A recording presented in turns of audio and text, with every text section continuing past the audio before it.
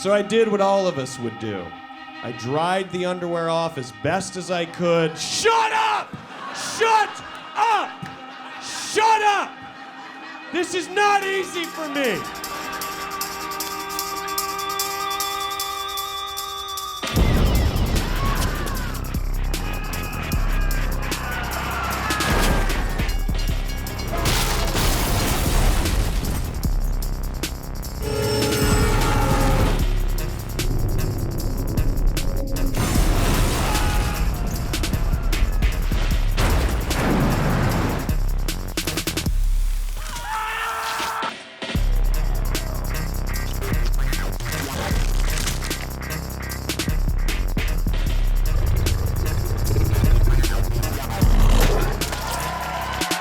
This next comedy you guys are going to absolutely love. He's one of my favorites. Please give it up for Mr. Rory Scovel, everybody.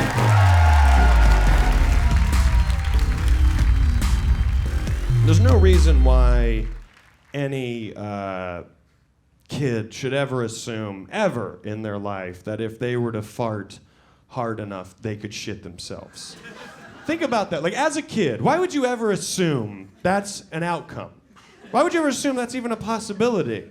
The only way you would know that for sure is if an adult told you, and that's clearly the creepiest adult in the world. Hey, bud, come here for a second. Hey, did you know if you fart hard enough, you could shit yourself? That's right. Tell your parents we have a relationship. Run along. Have a good one. Creepy neighbor guy.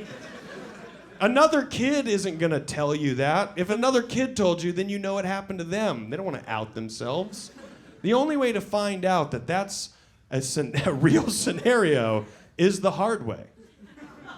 And now we all know what this story's about. And the music kicks in. I was 11. I didn't know who I was then. But I found out.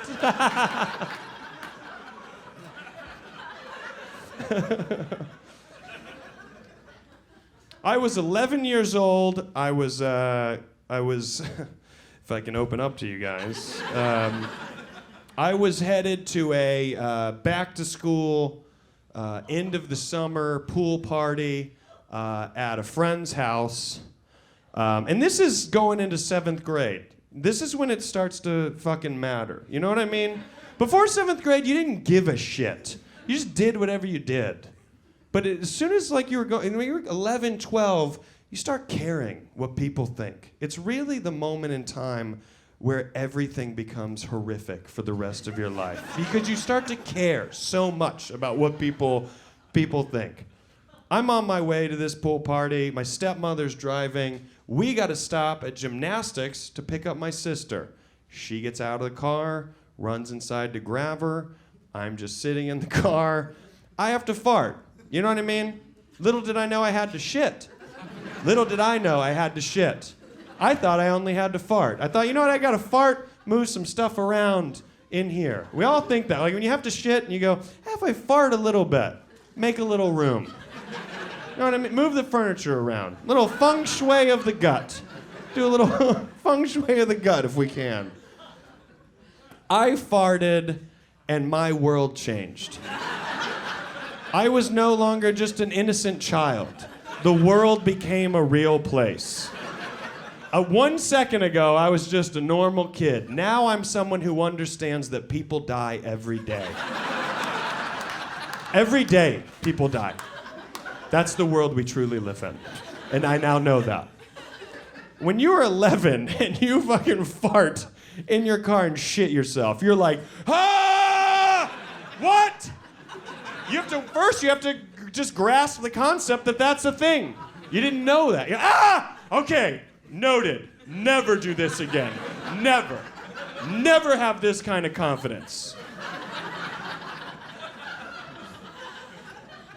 You gotta figure out how to fix the situation. All right, I gotta go inside. I gotta sort this out. I had about 30 yards between the car and the front door into the gymnastics place. And that's what we'll call it, the gymnastics place. Those are the words I've chosen for this story. You have 30 yards to figure out how to walk as though it looks like you didn't just shit yourself. When you first get out of the car, you're waddling a little bit because it gives you kind of an idea of what you're working with back there. How much did I shit? You know what I mean? You don't know. Waddle a little bit. Try to see. Where are the boundaries? You can't waddle for too long because if someone sees you waddling, their first guess is that you've shit yourself. No one's like, oh, that kid has a problem. They're like, no, he probably shit himself. I bet he found out the hard way that life is real. You have 30 yards to go from to like some sort of upright, big left arm swing. Hi, I'm a member of the country club. How are you? I'm 11. I pay my monthly dues. You have 30 yards to figure out how to walk. Because as soon as you get through those doors, now there's people watching. And you got to get to the bathroom. I get in there. There's not a men's room and a women's room. There's just one bathroom that everybody has to use individually. I know, right? Even then, gymnastics didn't have the funding. It's a fucked up situation. I get in there, and I see the bathroom, bolt past everybody, go in, close the door. Home free. Here we are, in the bathroom, where we can really fix this situation. What do I do first? I get the underwear off. Folks, I'm not an animal. I try to clean them as best as I can in the sink. Picture what you want. I don't care. Whatever you picture, that is truly what happened. I tried to clean them in the sink. Okay, we all have the same thought? Let's go. I thought maybe I can just take these off, clean them, throw them in the trash can. There's not a regular trash can in the bathroom that has a trash bag in it. There was one tiny little pail trash can with 0 other trash items in it. So that's out. I'm not gonna throw my shitty underwear in the trash, walk out, the next person comes in, hey, did you leave your shitty underwear in the trash? I thought I could flush my underwear. Oh, okay. Little did I know how relatable this story truly was. Till that groan, right? No, you can't, hey, bro, everyone's got a cigarette for some reason. Nah, you can't flush that. You can't flush that, nah. Imagine stopping up the fucking toilet. You walk out, someone's like, hi, sorry, did you try to flush your clothes? Because you're dumb. Sorry, did you wipe yourself with your clothes and then flush them? So I did what all of us would do. I dried the underwear off as best as I could. Shut up! Shut up! Shut up! This is not easy for me. This is a part of my 12-step program, okay? Go to a strip club and tell a story. It's weird that that's the first step, but it is. I go to a very alti AA. AAA.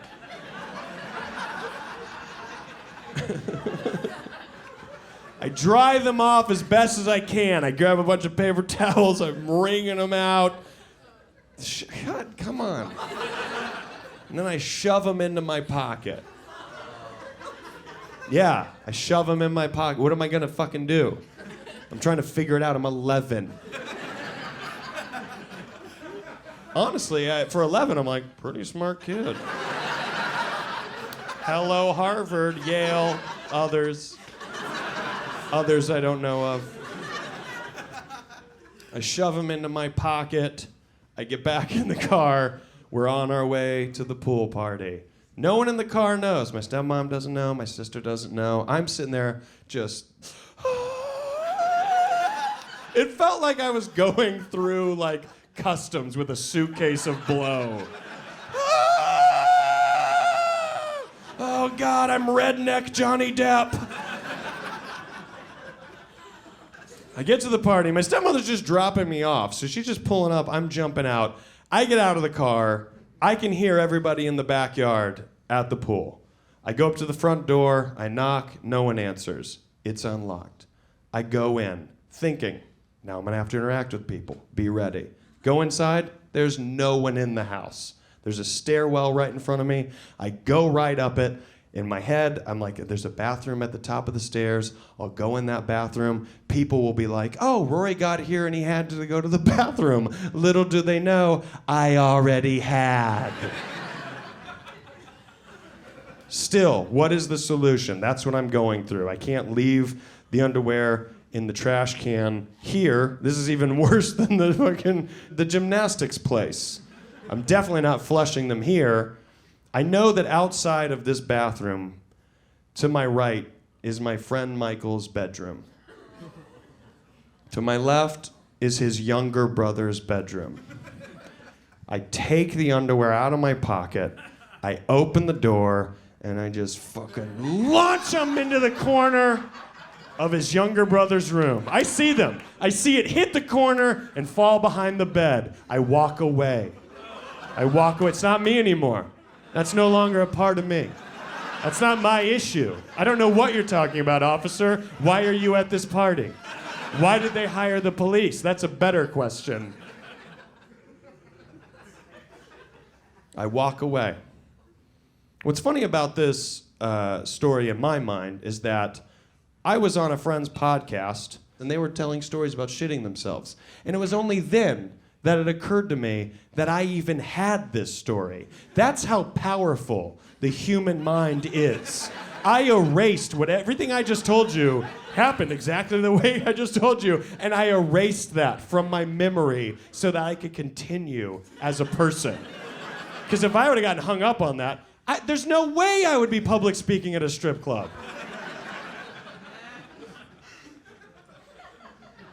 I had to move on. And I remembered, oh my God, that did happen to me. And also, I now remember my stepmother used to write my name in some of my underwear. How fucked up is that? Not even all of them, or none of them. Some of them. How lazy can you be? If I had 10 pairs of underwear, she probably wrote it in like 4 pairs of underwear. To this day, I have no idea if my name was written in that pair of underwear. I threw it, I walked away, I thought, that's gone. Is it?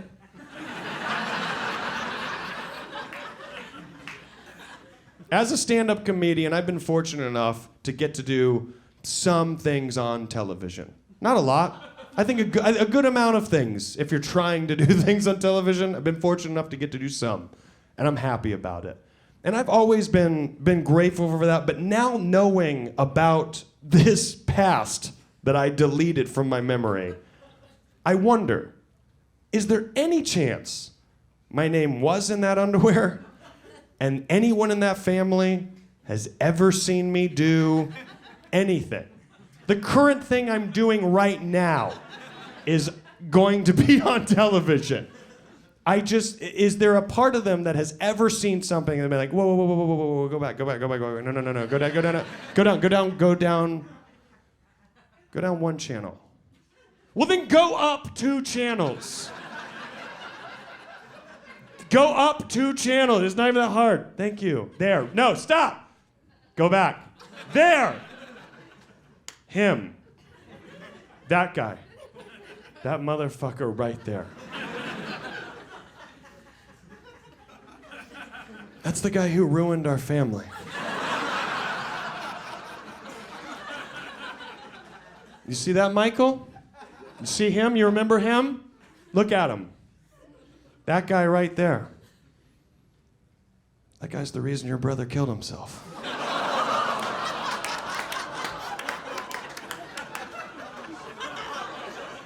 Oh, you wanted a happy ending?